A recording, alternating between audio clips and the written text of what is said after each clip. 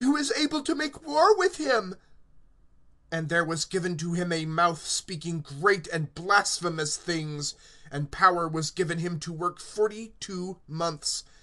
And he opened his mouth in blasphemies against God, to blaspheme his name and his tabernacle, those who tabernacle in heaven. And it was given him to make war with the saints, and to overcome them. And power was given him over every tribe, and tongue, and nation. And all who dwell upon the earth will worship him, whose names are not written in the book of life of the Lamb, which is slain from the foundation of the world. If anyone has an ear, let him hear. If anyone is for captivity, he goes into captivity. If any to be killed with the sword, he must be killed with the sword. Here is the patience and the faith of the saints. And I saw another beast coming up out of the earth, and he had 2 horns like a lamb, and he spoke as a dragon. And he exercises all the authority of the first beast in his presence, and causes the earth and those who dwell therein to worship the first beast, whose deadly wound was healed. And he does great signs, so that also he causes fire to come down out of heaven on the earth in the sight of men. And he leads astray those who dwell on the earth because of the signs which it was given him to do in the presence of the beast, saying to those who dwell on the earth that they should make an image to the beast, which has the wound of the sword and lived.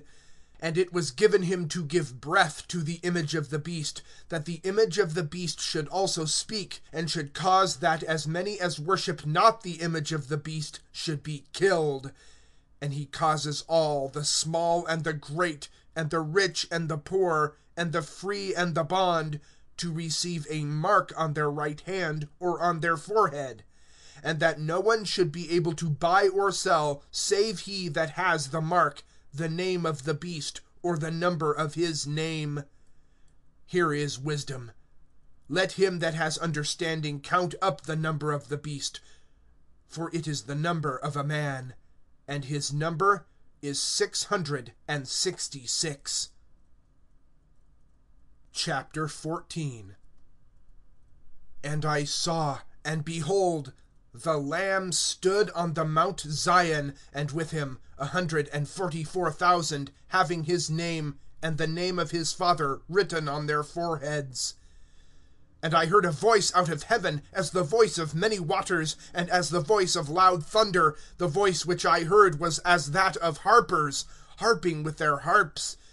And they sang as it were a new song before the throne, and before the 4 animals and the elders. And no one was able to learn the song, except the 144,000 who are redeemed from the earth. These are they who were not defiled with women, for they are virgins. These are they who follow the Lamb whithersoever he goes. These were redeemed from men, a firstfruits to God and to the Lamb. And in their mouth was found no falsehood, for they are blameless. And I saw another angel flying in mid-heaven, having the everlasting gospel to preach to those who dwell on the earth, and to every nation, and tribe, and tongue, and people, saying with a loud voice, Fear God, and give glory to him, because the hour of his judgment is come, and worship him who made heaven and earth, and sea, and fountains of waters. And another, a second angel followed, saying, Babylon the great is fallen, because she has made all the nations drink of the wine of the wrath of her fornication. And another, a third angel followed them, saying with a loud voice, If anyone worships the beast and his image, and receives a mark on his forehead or on his hand, he also shall drink of the wine of the wrath of God, which is poured out without mixture into the cup of his wrath, and shall be tormented with fire and brimstone in the presence of holy angels and in the presence of the Lamb. And the smoke of their torment goes up forever and ever, and they have no rest day and night, who worship the beast and his image, and whoever receives the mark of his name. Here is the patience of the saints who keep the commandments of God and the faith of Jesus.